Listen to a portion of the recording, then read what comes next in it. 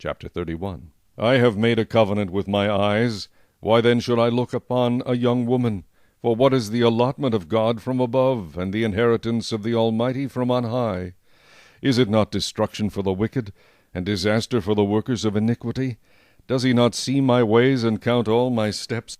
If I have walked with falsehood, or if my foot has hastened to deceit, let me be weighed on honest scales, that God may know my integrity. If my step is turned from the way, or my heart walked after my eyes, or if any spot adheres to my hands, then let me sow, and another eat, yet let my harvest be rooted out. If my heart has been enticed by a woman, or if I have lurked at my neighbor's door, then let my wife grind for another, and let others bow down over her. For that would be wickedness, yes, it would be iniquity deserving of judgment. For that would be a fire that consumes to destruction, and would root out all my increase. If I have despised the cause of my male or female servant when they complained against me, what then shall I do when God rises up? When he punishes, how shall I answer him? Did not he who made me in the womb make them? Did not the same one fashion us in the womb? If I have kept the poor from their desire, or caused the eyes of the widow to fail, or eaten my morsel by myself, so that the fatherless could not eat of it, but from my youth I reared him as a father, and from my mother's womb I guided the widow.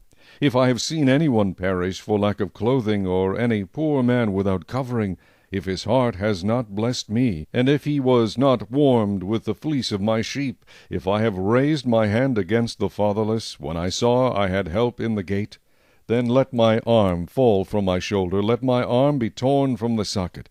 For destruction from God is a terror to me, and because of his magnificence I cannot endure. If I have made gold my hope, or said to fine gold, you are my confidence, if I have rejoiced because my wealth was great, and because my hand had gained much, if I have observed the sun when it shines, or the moon moving in brightness, so that my heart has been secretly enticed, and my mouth has kissed my hand, this also would be an iniquity deserving of judgment. For I would have denied God, who is above.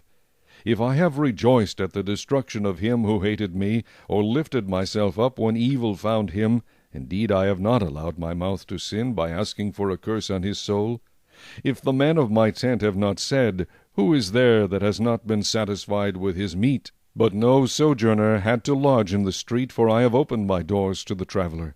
If I have covered my transgressions as Adam, by hiding my iniquity in my bosom, because I feared the great multitude, and dreaded the contempt of families, so that I kept silence, and did not go out of the door. Oh, that I had one to hear me! Here is my mark. Oh, that the Almighty would answer me, that my prosecutor had written a book. Surely I would carry it on my shoulder, and bind it on me like a crown. I would declare to him the number of my steps. Like a prince I would approach him.